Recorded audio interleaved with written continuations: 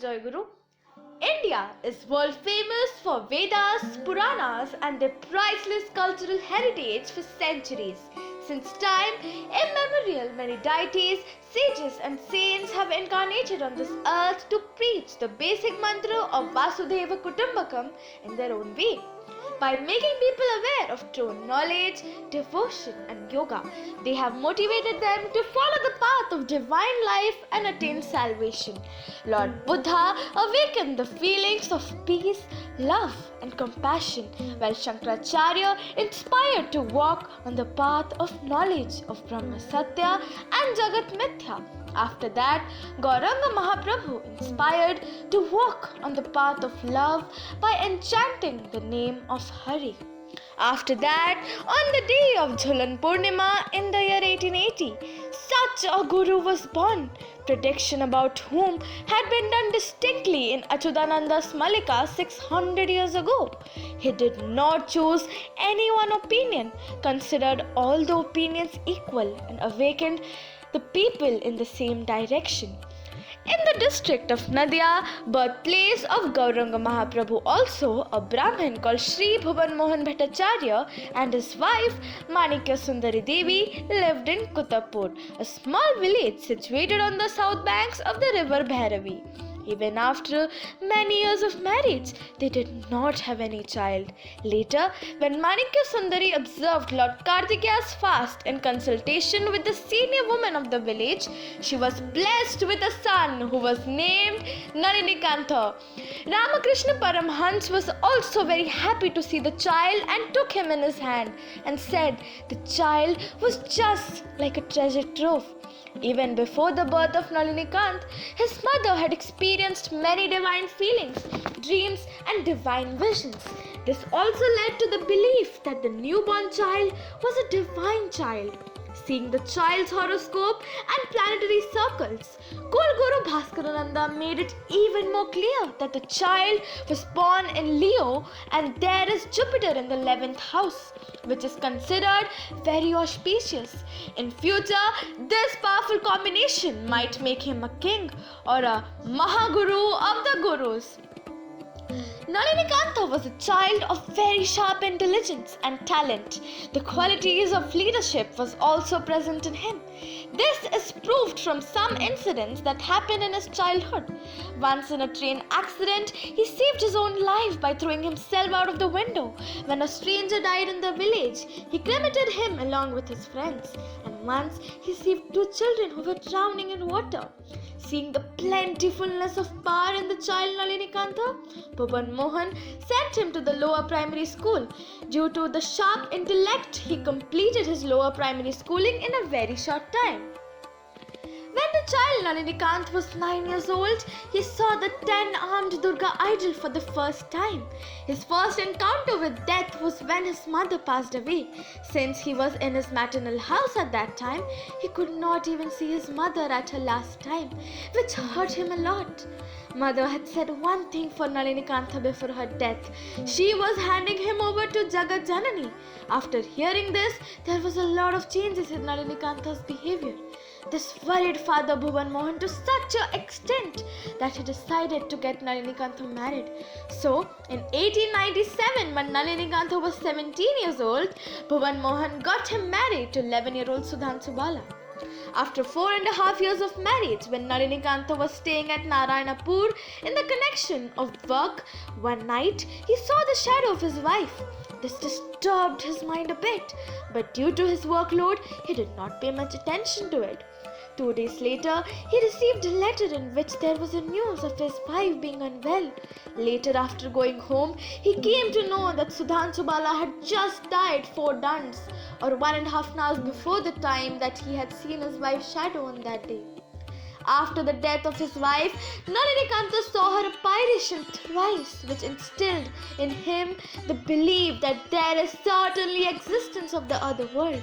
In search of outer-worldly element, Nalinikantha reached the Theosophical Society of Adya near Madras, where he acquired the ability to summon spirits from the other-worldly realm from reverend-led writer.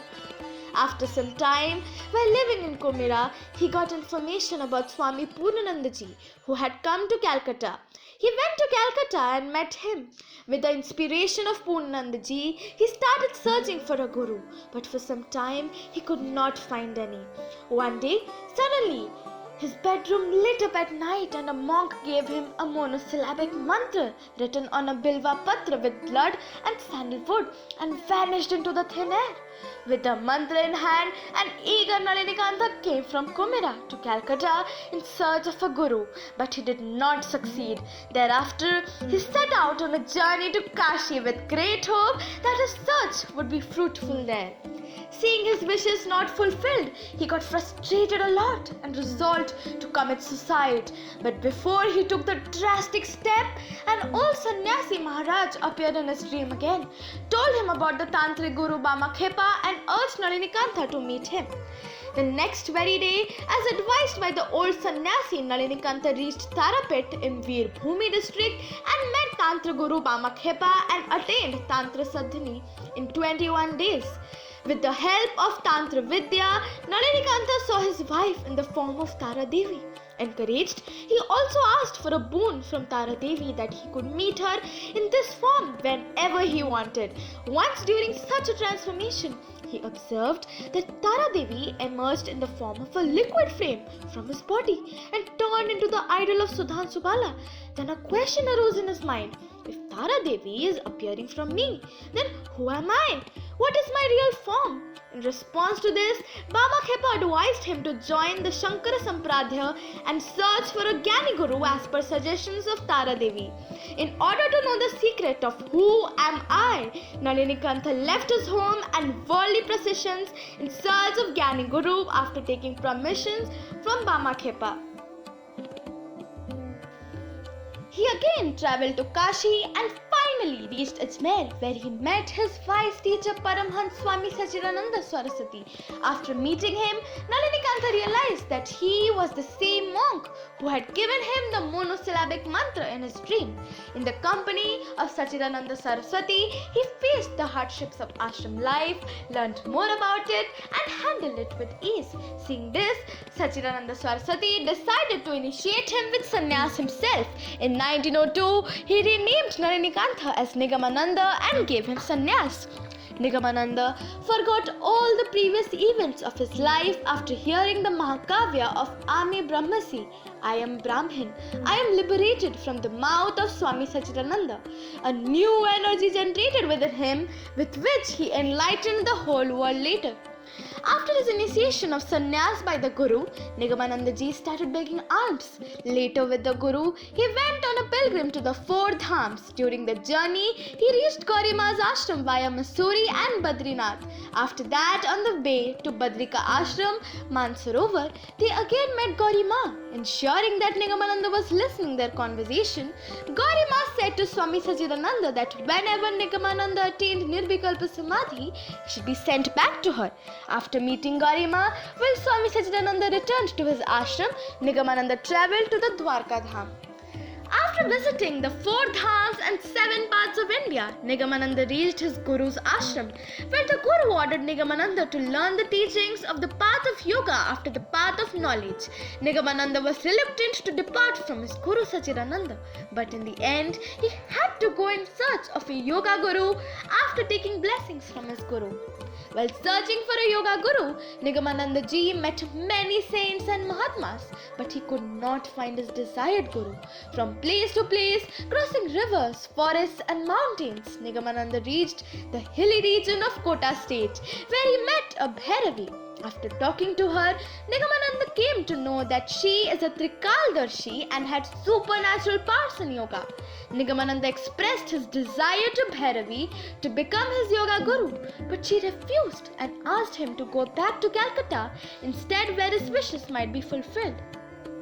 Nigamananda left Kota and went to Calcutta, where he met Theosophist Annie Besant and discussed with her the things related to the other world. After that, he went on a pilgrim to Kamakhya, where he saw an unprecedented congregation of sages. After this, Nigamananda travelled to Pasuram Titha, but he fell ill there. Two hillmen came to his aid, who helped Nigamananda with wild herbs and took him to their hut. After a few days, when Nigamananda Nigamananda recovered, he started searching for the yoga guru again. One day he was traveling in a dense forest when he got too exhausted. In order to spend the night and save himself from wild animals, he climbed upon a big banyan tree where he slept while sitting in the tree hollow. In the dead of night, when he suddenly woke up, he found a bearded man sitting near a dhuni under the tree. Nigamananda got scared at the first sight. The man simply indicated Nigamananda to follow him. After reaching his cave, it was revealed that he was none other than Uddesnacharya Yogi Raj Sumeru Dasji. Nigamananda had found his yogi guru, who gave him the knowledge of body element, air element, pulse element and other elements of Yoga Shastra along with the Tratrak Yoga part. After teaching the primary steps of yogic practices for around 3 months, Swami Sumeru Dasji instructed Nigamananda to go to Lok Samaj Society for further spiritual practice. Nigamananda reached Mendipur village in Bengal as per the direction of the Guru. With the inspiration of Swami Sumeru Dasji, Sharada Prasad Majumdar, the landlord of Mendipur village, helped Nigamananda Ji in his yoga practice in every possible way. Nigamananda Ji first practiced Hatha Yoga Sastadhana as per the teachings of Sumeru Dasji. During his sadhana, he has to face many problems and had to change many places. He decided to go back to Kamakhya so that he could practice his other yogic and spiritual assignments. On his way to Kamakhya, he met Yajneshwar Vishwas, a householder in Guwahati, who helped in further yogic rituals. After that, Nigamananda achieved perfection in pranayam, dharana and meditation and sampragyata samadhi through religious practices. After attaining Siddhi in Samagyapti Samadhi, he went to visit Kamakhya mountain with saints where he decided to delve into Nirvikalpa Samadhi. One day, without telling anyone and leaving the worldly attachment, he sat in Samadhi. As he transcended into the most adorious Nirvikalpa Samadhi state, he crossed the 7 worlds and found himself in an illuminated world where he could feel only himself everywhere. After staying in this state for some time, the feeling of I am Guru awakened within him, and after some time he returned from Nirguna to Saguna state. After achieving his most desirable Nirvikalpa Samadhi, he did not stay in Guwahati for long and went on to Kumbh Mela in Ujjain via Bengal.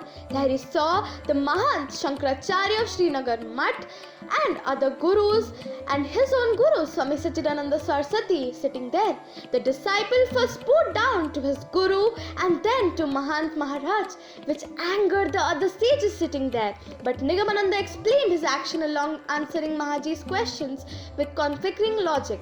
Swami Sachidananda got extremely pleased with this and decorated him with the title of Paramhans with the permission of the Sadhu Mandali present there. From that day onwards, Nigamananda was widely known as Parivarjaka Paramhans Srimad Swami Nigamananda Saraswati Dev. After this, Sachidananda Ji made Nigamananda Ji depart the danda, the stick that sannyasis carry in Triveni, and asked him to sit on the throne of Pushkar and take over the charge of his responsibilities as Guru Dakshina. But Nigamananda Ji urged him to make him the Guru of Bengal instead of Pushkar. Both concurred on this point and left Pushkar for Yajneshwar Babu's house. They stayed there for a few days. When Sachidananda Ji desired to go to Kamakhya, Yajneshwar Babu's and his wife Surya Devi expressed their desire to Diksha, initiation from him. At the behest of Sachidananda Ji, both of them took initiation from Nigamananda Ji and thus they became his first disciples. After Nirvikalpa Samadhi, a little pride arose in Paramhans Nigamananda for some time. He refuted corporealism on the strength of his logic and propounded formlessness.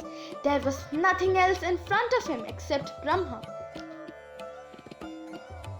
While on travelling, Nigamananda reached Kashi, where Ma Annapurna awakened the sense of incompleteness within him, and with her Leela, he destroyed his ego.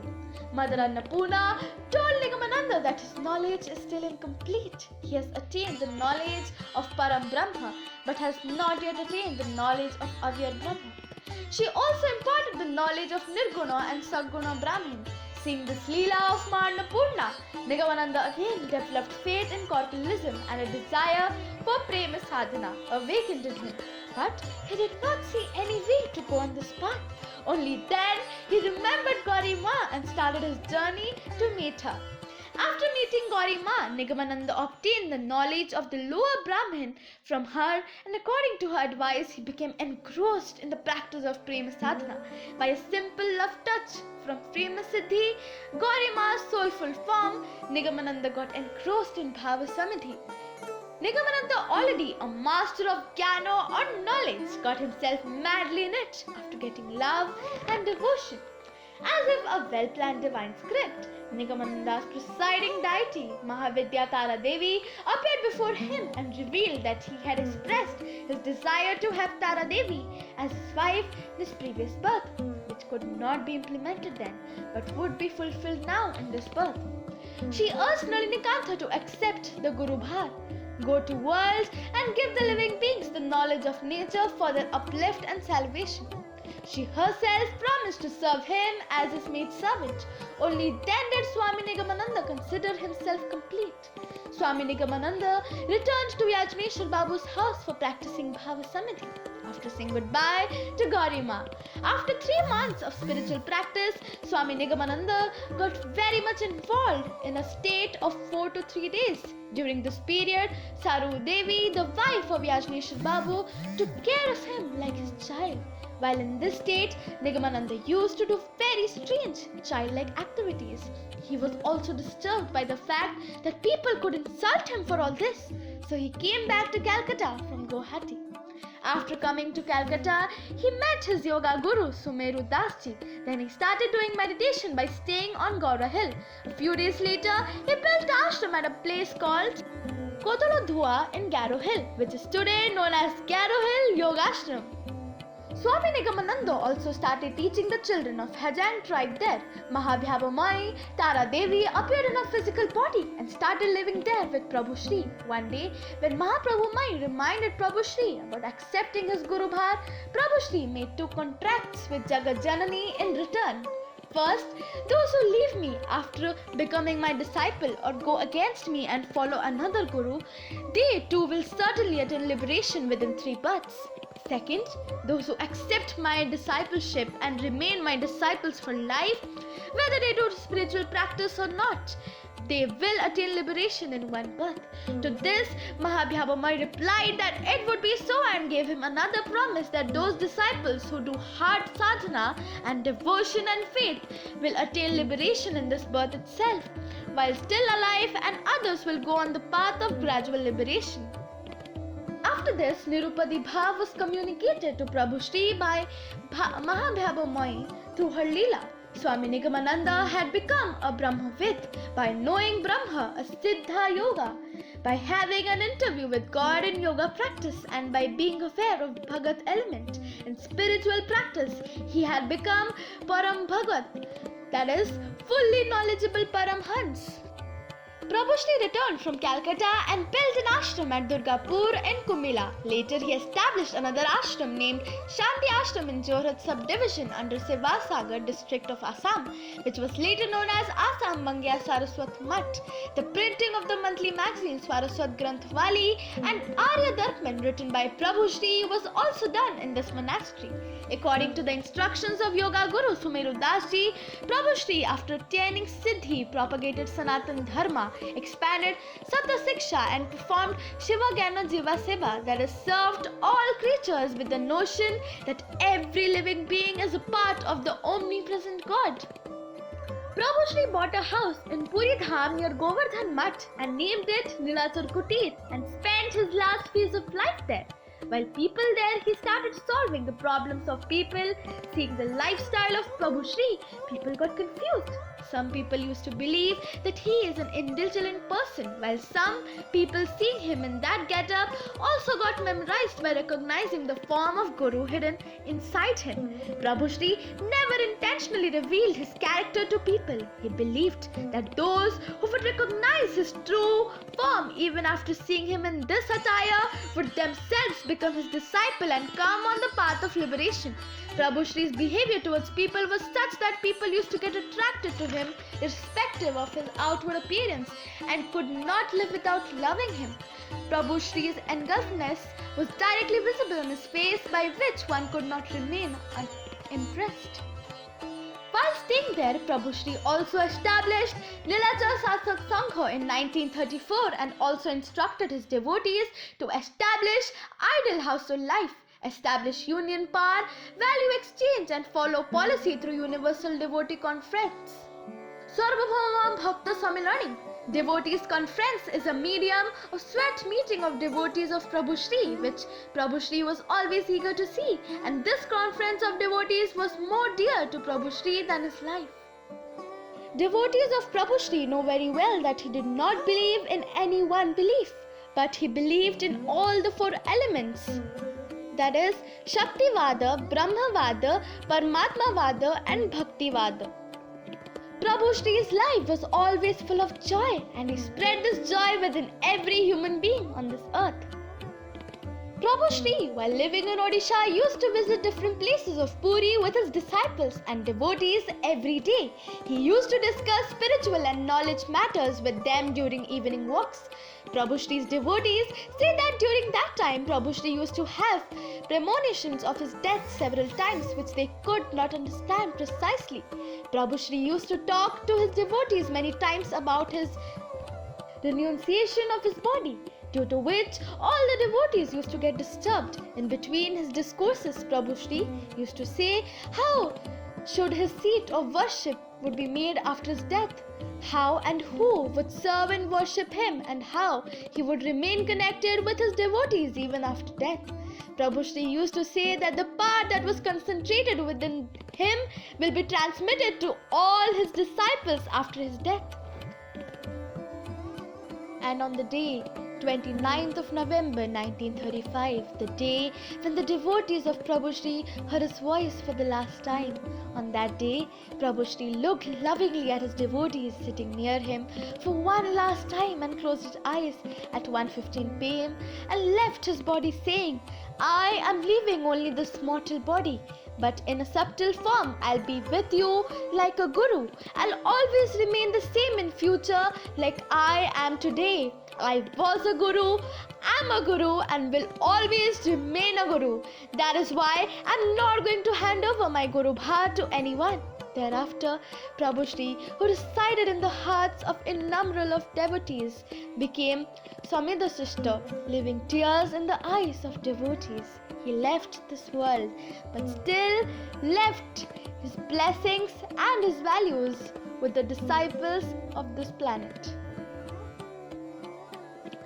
Along with the Siddha mantra of Joy Guru, Prabhu Shri showed his devotees the teachings of Shankara and the path of Gauranga, which inspired his devotees to understand the complexities of their lives and led him in the right direction. Prabhu Shri said that until all his devotees are freed from this cycle of life, he too will not be freed. Even today, Prabhu Shri in his Nirguna form is showering his blessings on all of us, and all the devotees are moving forward on the path shown by him under his auspices. Even though Prabhu Shri has joined Jagat Guru after leaving his mortal body, his voice continues to reverberate among his disciples and devotees, even today, and is uplifting their lives. As per his last uttered words, Prabhu Shri is operating the Sangha as a guru even today. Many devotees and followers are re-establishing the sweet memories of his existence before the world after getting his darshan, touch and experience. India one day will be elevated as world guru. The saying of Prabhu Shri is going to be true today. And all of us are also able to understand this. We are waiting for the day when the whole world will accept Prabhu Shri, the incarnation of God, as Guru, and will be able to establish peace and truth everywhere. Jai Guru.